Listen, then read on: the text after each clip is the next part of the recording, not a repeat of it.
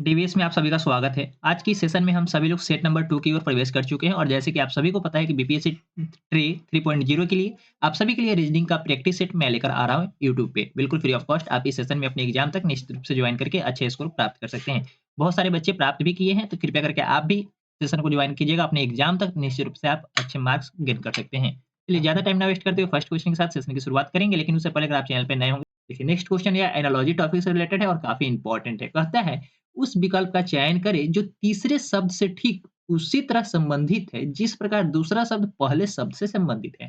कहने का मतलब है जिस प्रकार बाल त्वचा से संबंधित है उसी प्रकार भूमि किस चीज से संबंधित होगा, किस प्रकार किस चीज से संबंधित होगा, यही आपसे पूछा गया है। तो कृपया करके यह एनालॉजी का टॉपिक है। किसका है? एनालॉजी का है। किसका है?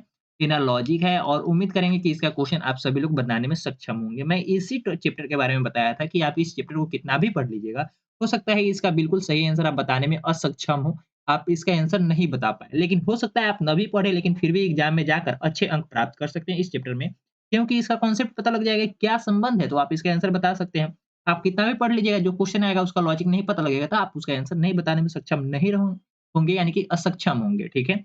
यहाँ पे कहता है त्वचा जिस प्रकार बाल से संबंधित है, उसी प्रकार भूमि किससे संबंधित है? तो यहाँ पे कहते हैं जिस प्रकार त्वचा बाल से उत्पन्न होता है। त्वचा से क्या उत्पन्न होता है? बाल उत्पन्न होता है। उसी प्रकार भूमि से क्या उत्पन्न होता है? भूमि से क्या उत्पन्न होता है? अयस्क उत्पन्न होता है? बिल्कुल नहीं। अयस्क तो मिलता है खोदने पर। धूल उत्पन्न होता है? नहीं। खनिज उत्पन्न होता है? नहीं। क्या उत्पन्न होता है? घास उत्पन्न होता है। क्या उत्पन्न होता है? घास उत्पन्न होता है। तो इसका बिल्कुल सही आंसर ऑप्शन नंबर सी हो जाएगा। नेक्स्ट क्वेश्चन की ओर चलेंगे। नेक्स्ट क्वेश्चन भी काफ़ी इंपॉर्टेंट है। लेकिन उससे पहले मैं आपको बता दूँ बीपीएससी ट्री 3.0 के लिए मैं रीजनिंग और मैथ और रीजनिंग का कोर्स लेकर आया था, काफ़ी इंपॉर्टेंट सेशन है, आप इसको जॉइन कर लीजिएगा, कोर्सेज़ है, एप्लीकेशन पे मिल जाएँगे। क्या है? एप्लीकेशन पे मिल जाएँगे, डीवीएस टीच मोबाइल एप्लीकेशन पे मिल जाएँगे। इसके बारे में संपूर्ण जानकारी मैं पहले ही बता चुका हूँ। और फिर भी कोई कन्फ्यूजन है तो दिए गए नंबर पे 9123 427285 पे कॉन्टैक्ट करने के बाद ही आप कोर्स में एनरोल कीजिएगा और नीचे में एक बहुत ही बड़ी इंपॉर्टेंट लाइन लिखी गई है, जो और एजुकेशनल प्लेटफ़ॉर्म पे आप नहीं देख सकते, बिल्कुल देखने को मिलेगा भी नहीं।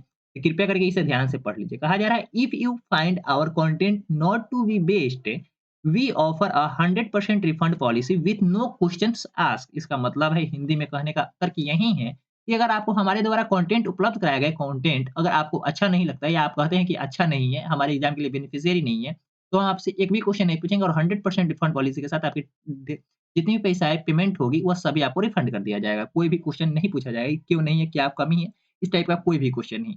इसलिए आप ध्यान से कोर्स को जॉइन कर लीजिए। अगर जॉइन करना चाहते हैं तो बहुत ही मिनिमम चार्जेस पे आप कह सकते हैं कि 1 मंथ का रिचार्ज का जो कॉस्ट है उससे भी कम चार्जेस में आपको कोर्स उपलब्ध हो जाएँगे। और काफ़ी इंपॉर्टेंट है मैथ और रीजनिंग में आप अगर चाहे कोर्स जॉइन करने के बाद तो 30 में 30 भी प्राप्त कर सकते हैं। जैसे कि आप सभी को पता होगा कि बीपीएससी टेट 2.0 में लगभग 30 से 31 क्वेश्चन पूछे गए थे मैथ और रीजनिंग को मिलाकर। तो उसी तरीके से आने वाले समय में भी 30 से 32 क्वेश्चन पूछे जाएँगे, तो उम्मीद है कि आप सेशन को जॉइन कर लीजिए तो उसके बाद 30 से और 32 क्वेश्चन आप हर हाल में अचीव कर सकते हैं। देखिए नेक्स्ट क्वेश्चन भी काफ़ी इंपॉर्टेंट है, यहाँ पे ध्यान से बनाना है आपको। एन का मतलब क्या है? एन का मतलब खोज लीजिए। एन से अभिप्राय है गुणना। एन से अभिप्राय क्या है? गुणना। 4 एल का मतलब क्या है? एल से अभिप्राय है प्लस। एल से प्लस का अभिप्राय है और 21 है। क्या है? 21 पी। पी का अभिप्राय क्या है? पी का अभिप्राय है भाग। पी का अभिप्राय क्या है? भाग। पी का अभिप्राय है भाग और एम का मतलब है एम का अभिप्राय है घटाव। एम का अभिप्राय है घटाव। अब इसको आपको सोल्व करना है। क्या करना है? सोल्व करना है। तो सोल्व करने के लिए तो काफ़ी ईज़ी वे है। आप जैसे भी चाहिए इसको सोल्व कर लीजिए। तो इसको इतना को सोल्व कीजिएगा तो 7 आ जाएगा। कितना आ जाएगा? 7 आ जाएगा और प्लस इसके बाद तो भाग करने के बाद क्या करते हैं? गुणा करते हैं। तो गुणा कर लीजिएगा 8 हो जाएगा। इसके बाद फिर से तब जोड़ करेंगे तब घटाएँगे तो 8 7 15 हो जाएगा। क्या हो जाएगा? 15 में से 6 हो जाएगा तो 9 हो जाएगा। इसका बिल्कुल सही आंसर ऑप्शन नंबर कौन-सा है? ऑप्शन नंबर बी हो जाएगा। कोई दिक्कत नहीं।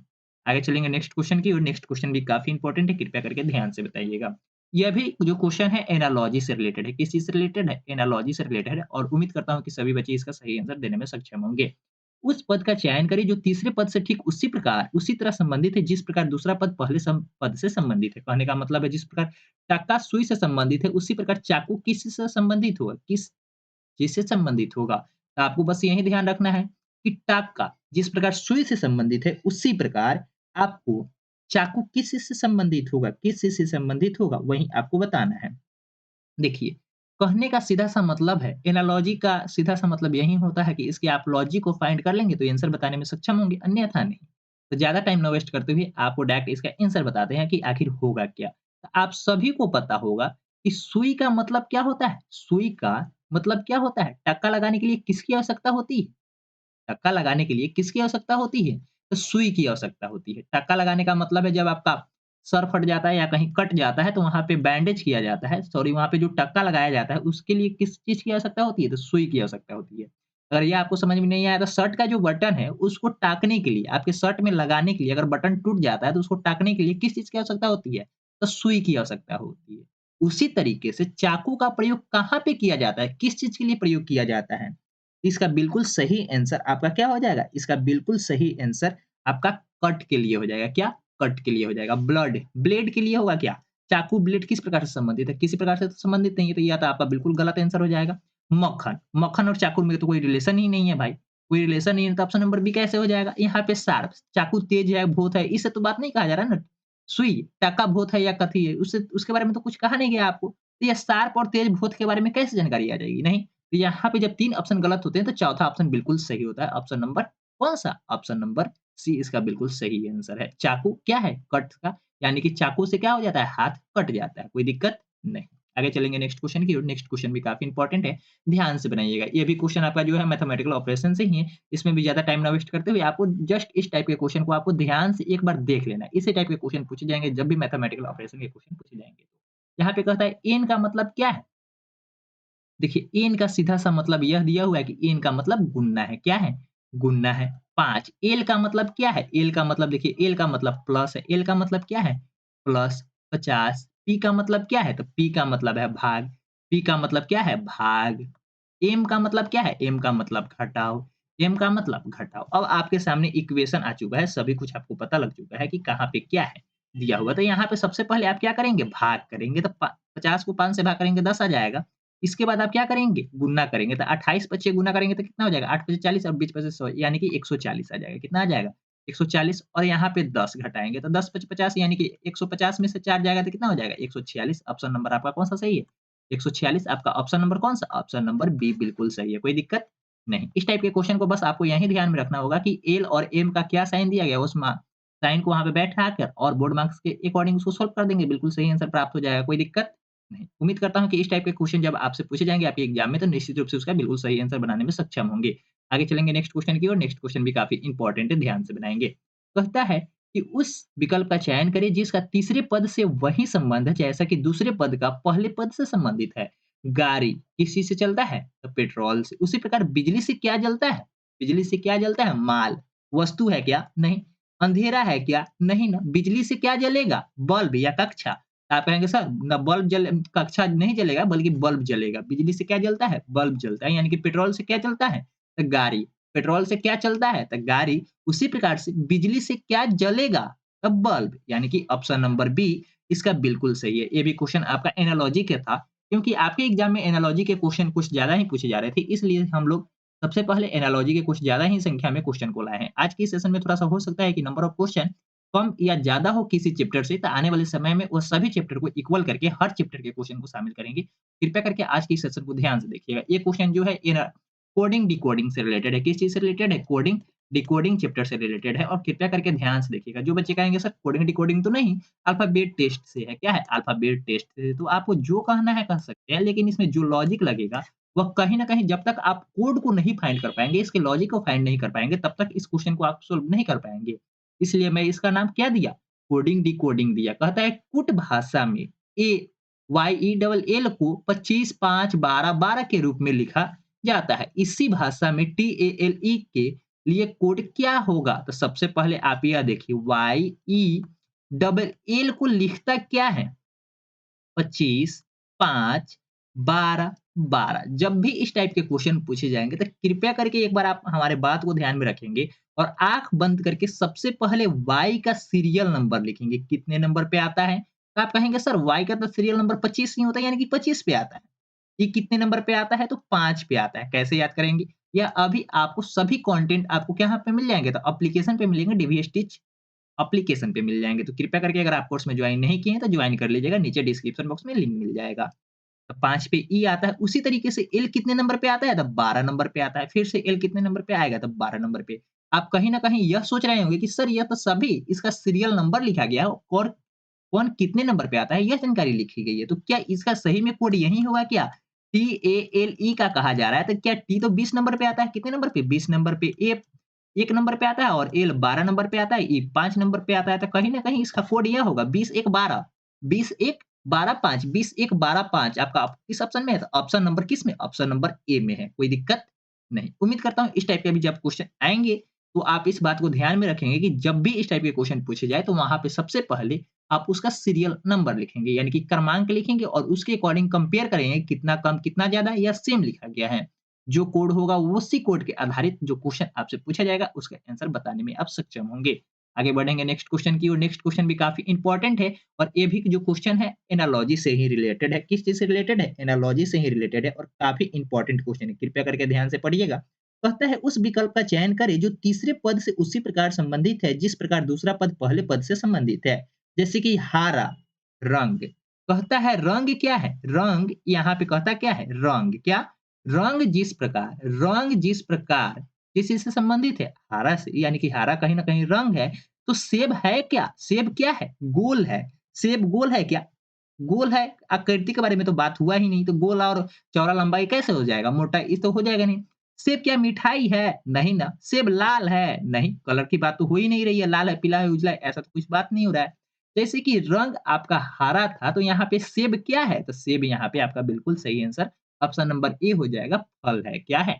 फल है। बिल्कुल सही आंसर आपका ऑप्शन नंबर ए हो जाएगा। आगे बढ़ेंगे नेक्स्ट क्वेश्चन की ओर। नेक्स्ट काफ़ी इंपॉर्टेंट क्वेश्चन है, कृपया करके ध्यान से देखिएगा और एक क्वेश्चन जो है, यह आपका किस चीज़ से रिलेटेड है? तो कोडिंग, डिकोडिंग बोल सकते हैं या अल्फाबेटिकल सीरीज बोल सकते हैं। आपको जो मन है बोल सकते हैं, लेकिन इसमें जब तक आप फाइंड इसके लॉजिक को नहीं करेंगे, तब तक इसका बिल्कुल सही आंसर आप बताने में असक्षम होंगे। तो सबसे पहले देख लीजिए, जो इससे पहले वाला क्वेश्चन आप बनाए हैं, उसी तरीके से यह जो क्वेश्चन है, इसी का लॉजिक अगले क्वेश्चन में भी लगाया गया था। कृपया करके ध्यान से देखिएगा और उम्मीद करता हूँ इसका आंसर आप बताने में सक्षम होंगे। सबसे पहले देख लीजिए, टी डबल ई क्या लिखता है? टी डबल ई एन का कोड लिखा गया है 20 5 5 14। तो आँख बंद कीजिए और इसका कोड लिखना शुरू कीजिए। क्या? टी का कोड लिखिए, कितने नंबर पे आता है? तो टी तो आपका 20 नंबर पे आता है। ई कितने नंबर पे आता है? 5 नंबर पे। ई कितने नंबर पे आता है? 5 नंबर पे। एन कितने नंबर पे आता है? तो 14 नंबर पे।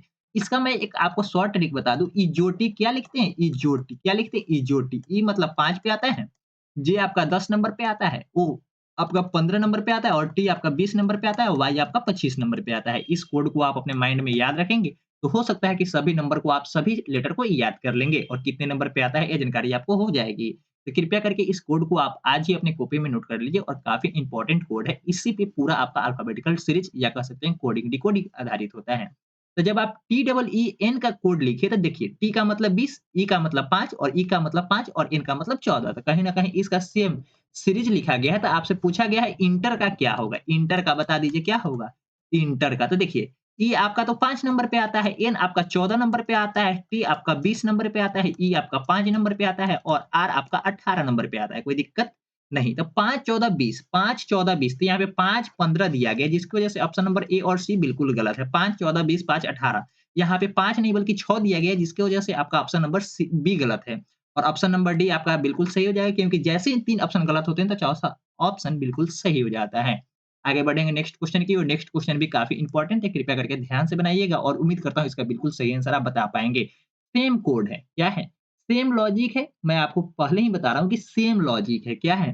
PIPE का कोड लिखा गया है, कैसे लिखा गया है? तो P 16 नंबर पे, I 9 नंबर पे और P 16 नंबर पे और E 5 नंबर पे आता है। तो बस आपसे यही पूछा गया है, SWAN का कोड क्या होगा? बस आप ये बता दीजिए S कितने नंबर पे आता है? तो आपको पता होगा सर, T तो 20 नंबर पे आता है और T से पहले कहीं न कहीं S होता है, यानी कि एक ही पहले 20, 20 से एक पहले 19 होता है। इस प्रकार से T से पहले S आता है, यानी कि S पे S आपका 19 नंबर पे आता है।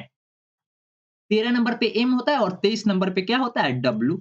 और 1 नंबर पे एक ए होता है और एन नंबर पे एन 14 नंबर पे होता है। तो कहीं न कहीं 19, 23 1 इसका क्या हो जाएगा? कोड हो जाएगा। अंतिम अक्षर क्या होगा? अंतिम अक्षर क्या होगा? अंतिम अक्षर क्या आ रहा है? 4 आ रहा है। क्या आ रहा है? 4। तो इसका बिल्कुल सही आंसर ऑप्शन नंबर क्या हो जाएगा? ऑप्शन नंबर ए हो जाएगा। कोई दिक्कत नहीं। उम्मीद करता हूँ कि आपको अच्छे से समझ में आ रहे होंगे सेशन, तो कृपया करके सेशन को लाइक कर दीजिएगा।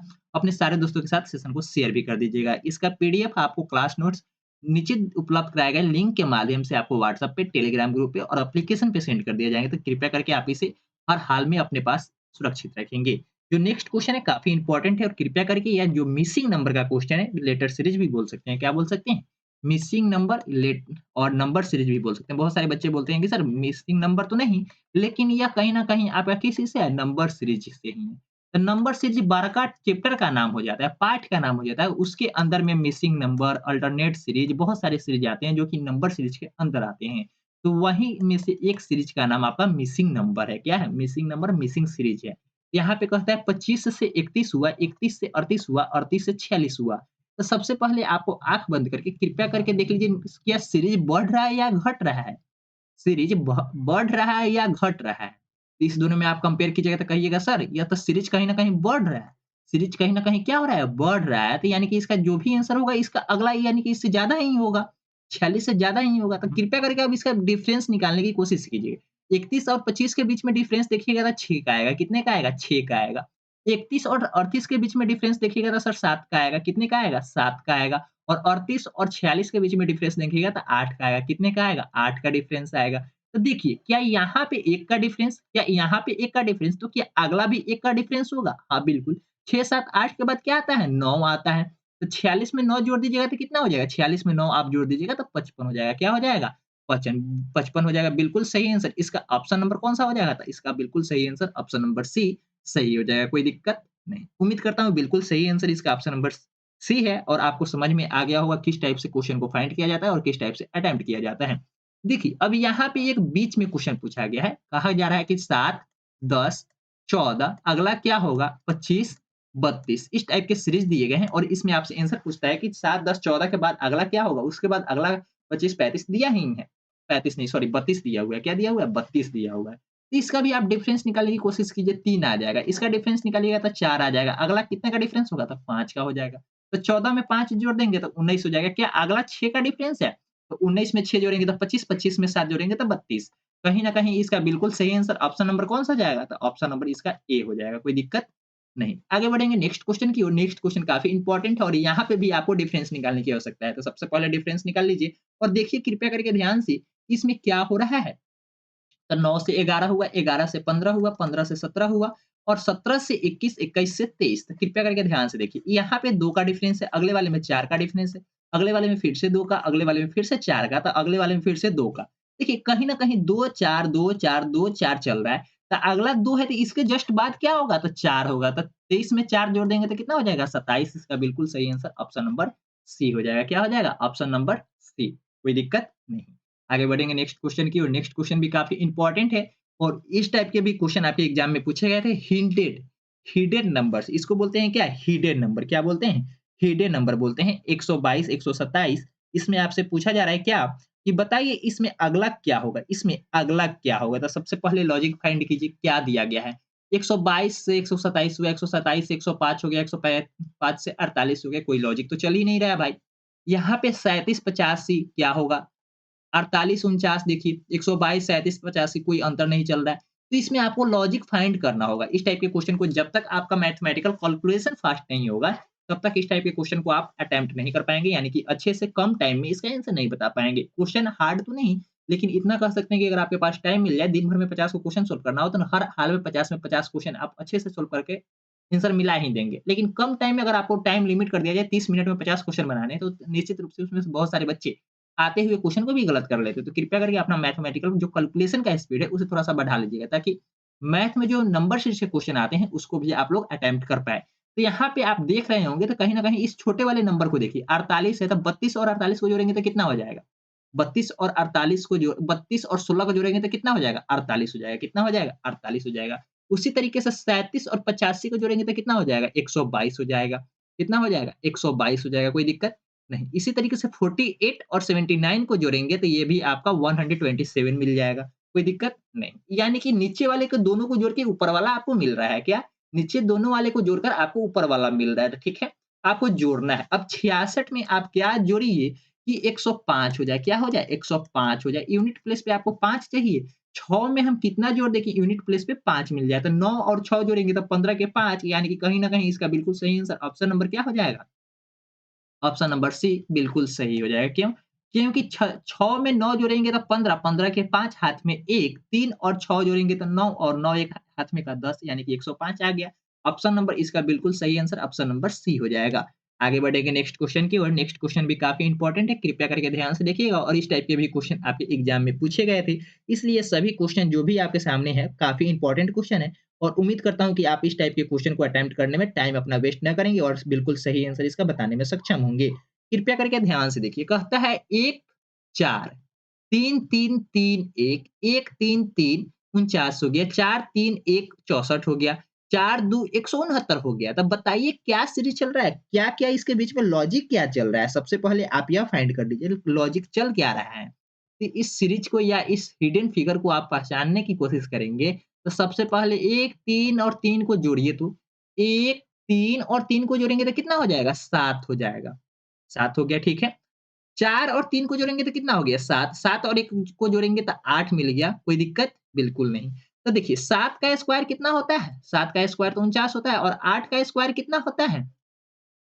8 का स्क्वायर कितना होता है? तो आप कहेंगे सर 64 होता है। कितना होता है? 64 होता है। कितना होता है? 64 होता है। ठीक है? यानी कि ऊपर दोनों तीनों को जोड़ करके नीचे का स्क्वायर लिखा गया है। यानी कि तीनों को जोड़ने के बाद जो अंक आ रहा है उसी का स्क्वायर नीचे लिखा गया है। तो 13 का स्क्वायर कितना होता है? 169 169 होता है। क्या होता है? 169 होता है। 169 होता है। तो यहाँ पे देखिए 4 और 2 को जोड़ेंगे तो 6 हो गया, लेकिन हमें चाहिए 13 तो क्या जोड़ेंगे कि 6 और 6 में हम क्या जोड़े कि 13 मिल जाए? 6 में क्या जोड़े कि 13 मिल जाए? तो आप कहेंगे सर ज़्यादा कुछ नहीं 7 जोड़ दीजिए हमारा बिल्कुल सही आंसर प्राप्त हो जाएगा। इसका बिल्कुल सही आंसर कौन-सा है? इसका बिल्कुल सही आंसर ऑप्शन नंबर क्या हो जाएगा? ऑप्शन नंबर सी हो जाएगा। क्या हो जाएगा? ऑप्शन नंबर सी बिल्कुल सही आंसर हो जाएगा। क्यों? क्योंकि यहाँ पे क्वेश्चन मार्क के स्थान पे 7 आएगा, 7 रख देंगे तो 7 4 11, 11 2 13, 13 का स्क्वायर 169 यानी कि बिल्कुल सही सर्टिफाइड कर रहा है। यानी कि बिल्कुल सही आंसर इसका ऑप्शन नंबर कौन-सा हो जाएगा? तो ऑप्शन नंबर सी हो जाएगा। नेक्स्ट क्वेश्चन भी काफ़ी इंपॉर्टेंट है और उम्मीद करूँगा कि इस टाइप के जब भी क्वेश्चन आपके एग्ज़ाम में आएँगे तो बिल्कुल सही आंसर बता पाएँगे। कृपया करके ध्यान से देखिएगा तो आपको ज़्यादातर इस क्वेश्चन में आपको पता लगेगा कि एक पूछा जा रहा है यह कितना है? क्वेश्चन मार्क के स्थान पे क्या आएगा? यही ना पूछा जा रहा है। तो देखिए ध्यान से देखना शुरू कीजिए। 8 का स्क्वायर 64 जस्ट डायरेक्ट लिखा गया है। 8 का स्क्वायर कितना? 64। 2 का स्क्वायर देखेंगे तो 4 लिखा गया, 5 का स्क्वायर देखेंगे तो 25 लिखा गया है, तो 1 का स्क्वायर ही ना लिखना है। तो बताइए 1 का स्क्वायर कितना हो जाएगा? 1 होगा, 3 होगा, 5 होगा, 4 होगा, क्या होगा? तो ऑप्शन नंबर 1 हो जाएगा यानी कि ऑप्शन नंबर ए बिल्कुल सही आंसर होगा। क्यों? क्योंकि 1 का स्क्वायर तो 1 ही होता है, 1 गुना 1 करेंगे, स्क्वायर का मतलब क्या है? 2 बार गुना। 2 बार गुना इतना तो आप सभी को पता होगा, तो ऑप्शन नंबर ए बिल्कुल सही है।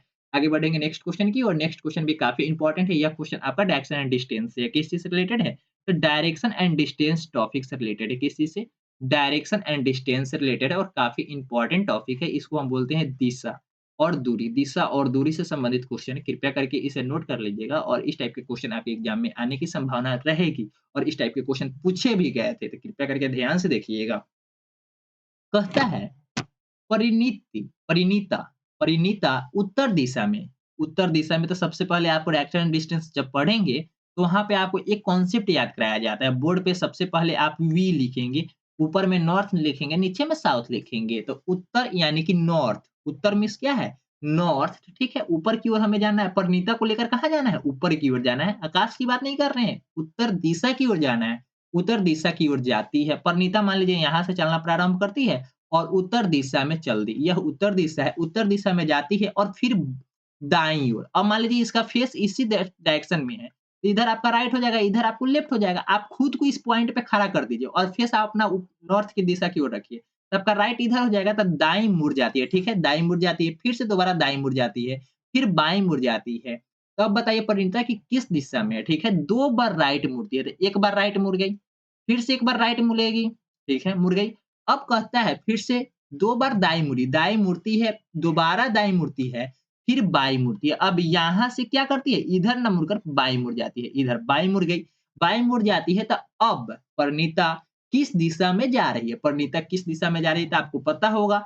हम लोग बोर्ड पे क्या लिखते हैं? वी लिखते हैं, वी और ऊपर में नॉर्थ, नीचे में साउथ लिखते हैं। तो ई फॉर ईस्ट यानी कि अभी यह किस दिशा में जा रही है? ईस्ट दिशा में यानी कि पूर्व दिशा की ओर जा रही है। किस दिशा की ओर जा रही है? तो पूर्व दिशा की ओर जा रही है। किस दिशा में जा रही है? तो पूर्व दिशा की ओर जा रही है।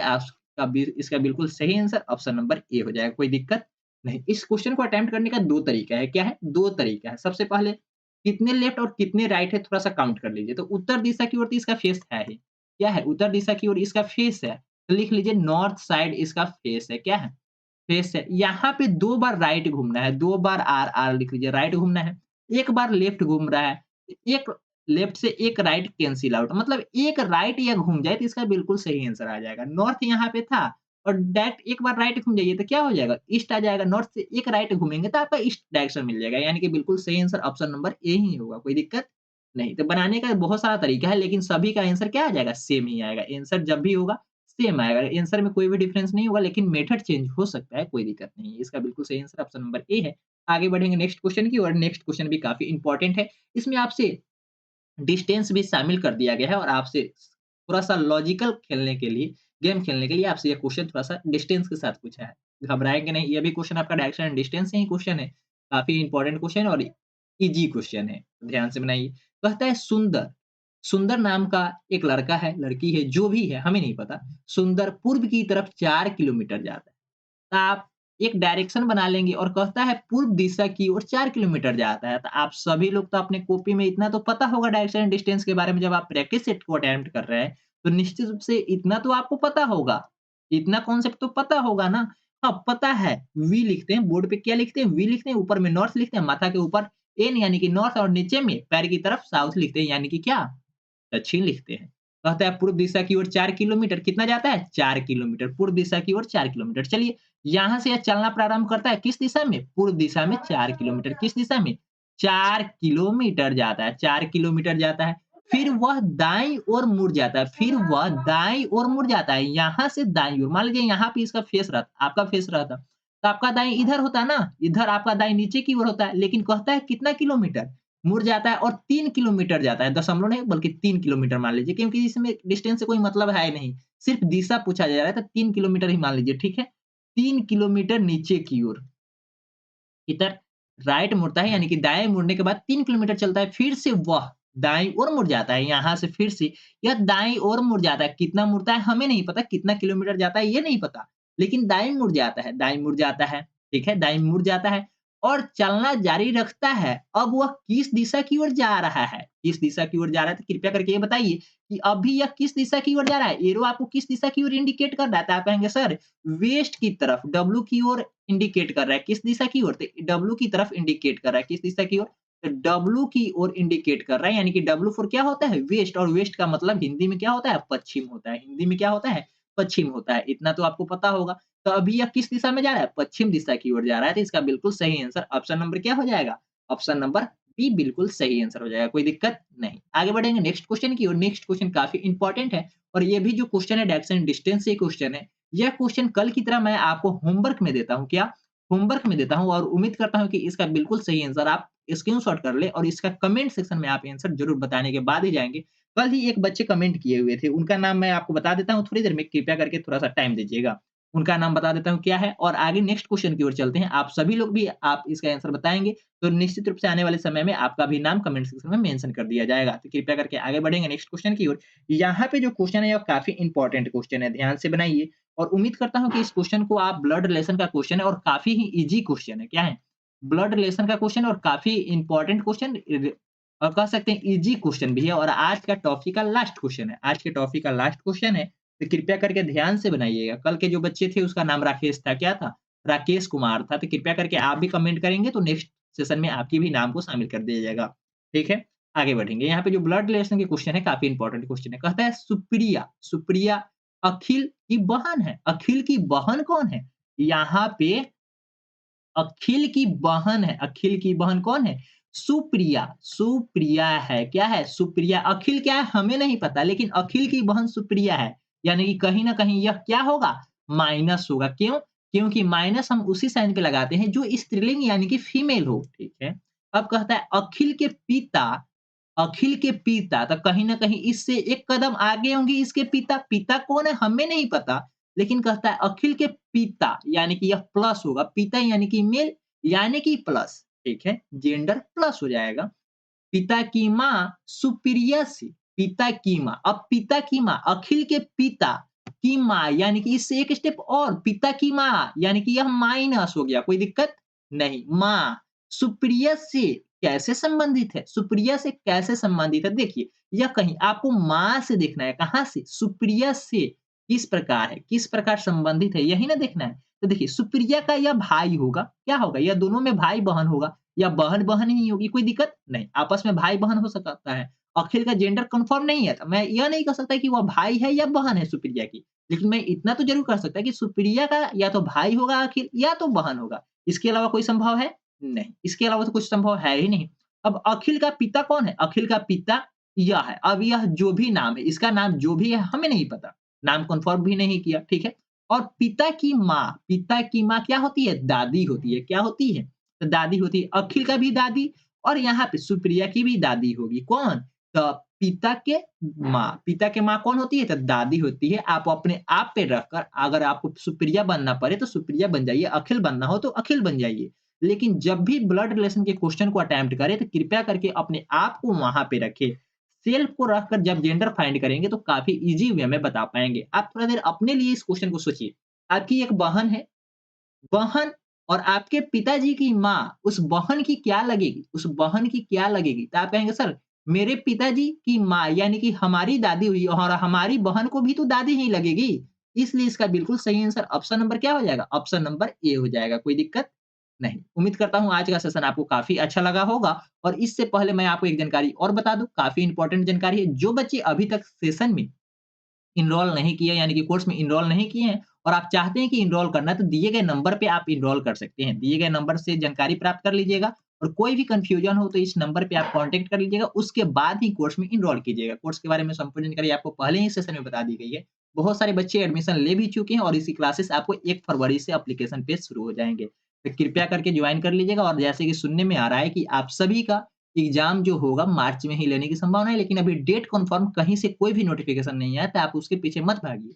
आप अपने सिलेबस पे फ़ोकस कीजिए और संभवतः आप सिलेबस को कवर कर लीजिए, एग्ज़ाम जब भी होगा, बेनिफिशियरी ही होगा आपके लिए, ठीक है? जब तक आप तैयारी नहीं करेंगे, एग्ज़ाम मार्च में हो, अगस्त में हो या 2 साल बाद ही हो एग्ज़ाम, उससे कोई मतलब नहीं है। जब तक आप तैयारी नहीं करेंगे, तो आने वाले समय में आपकी बहाली नहीं होगी। तो कृपया करके अपने सेशन पे फ़ोकस कीजिएगा, सिलेबस को कंप्लीट कीजिएगा, उसके बाद आने वाले समय में बेहतर परिणाम आपके सामने होंगे। तो आज के लिए इतना ही, फिर से मिलेंगे कल क्लास में, नेक्स्ट क्लासेस में। Thank you so much for participating this session. Bye bye. Good night.